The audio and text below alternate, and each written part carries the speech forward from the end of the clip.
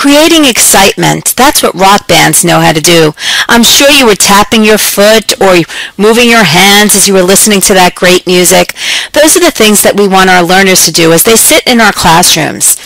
Welcome to Corporate Training Basics. This program will provide trainers with an understanding of the skills needed to create a robust learning environment in the classroom and maximize skill development for all corporate adult learners. Tony Robbins, motivational speaker. We can learn quite a bit from the way that he presents to his audience and inspires them to take action. Take a look at the video below and make some notes. Many of the things that he talks about and demonstrates while he's on stage are things that you'll be learning about in this program. This program is divided into 4 modules. Each of the modules will take into consideration the knowledge, skills, and experience that the corporate learning audience already comes into the classroom with. Those things must be taken into consideration as you're delivering to this group. The first module will focus on effective communication. Sometimes the way you say something is more important than what is actually being said. Take a moment to match up what you think people remember most from a presentation.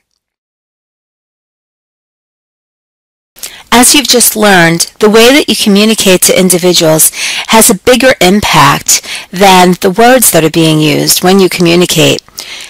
1960. For the first time in U.S. history, a debate between major party presidential candidates is shown on television. The presidential candidates John F. Kennedy and Richard Nixon met in a Chicago studio. Kennedy emerged as the apparent winner from this first televised debate, partly because he showed greater comfort before the camera than Nixon did. Kennedy knew the importance of body language, while Nixon seemed nervous and even declined to wear makeup. Whether you stand tall or slouch tells the person that you're communicating to a lot about your personality. Slouches tend to demonstrate an unfriendly and unpleasant approach. Others might also assume that either you're ill, shy, indifferent, or insecure. On the contrary, people who stand tall exude an air of confidence and seem pleasantly approachable. It gives a perception to people that you're friendly and easygoing. Stand with your feet planted firmly about shoulder width apart, well balanced but leaning forward a bit. This suggests eagerness and passion for your subject and engagement with your audience. Don't put your hands on your hips or in your pockets the entire time. Don't slouch, sway, lean backwards or to the side or against anything. Don't fold your arms except perhaps to make a point. Any of these actions can communicate a lack of conviction, unhappiness, defensiveness, or nervousness, no matter how you really feel. Pointing is also something that should be avoided. In many cultures, it's seen as being rude or offensive. Take a few minutes to watch the video below to learn how to use effective eye contact with your group.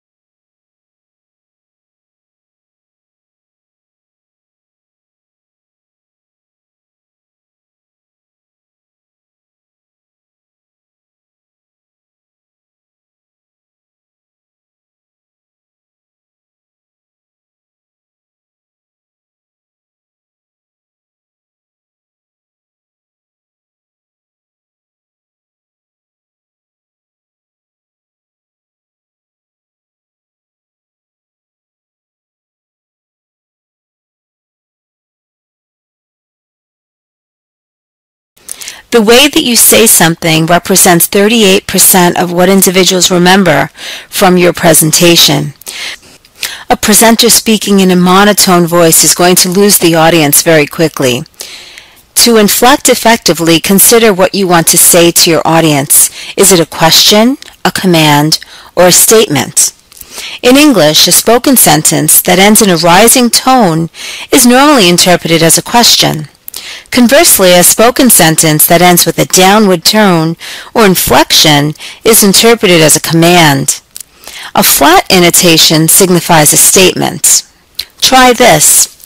Record your voice giving a question, a command, and a statement to an audience, and see if you're using your voice effectively. Play it back and keep trying it until you feel that it's just right. Using excessive filler words can be one of the most irritating speech habits.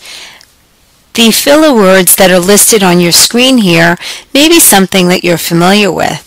Consider how they distract your listener, often to the point that they don't hear anything you have to say.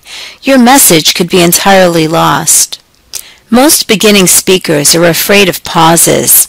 They believe their audience will think they're inarticulate if they pause to think of what to say next, so they use filler words to avoid the silence. However, a pause is actually more impressive than a filler word. Listeners know that the speaker is thinking, trying to find the right word. They respect this. Sometimes a pause can actually improve a speech, as when an actor uses a dramatic pause to rivet the attention of his audience. A speaker shouldn't be afraid to pause occasionally during a speech. It shows self-confidence. Analogies and metaphors are often used in learning and development because it's a way that you can make something that's unfamiliar more familiar to your audience. An example might be peeling an onion to get to the root cause of the problem. Or in baseball, a manager makes many decisions, moves players around to the right position to ensure that they win the game. That analogy can very much be related to business. Think as you go forward in your learning and development programs how you can use common topics to relate them to the new topic that you're trying to teach. That would make it easier for the learner to grasp.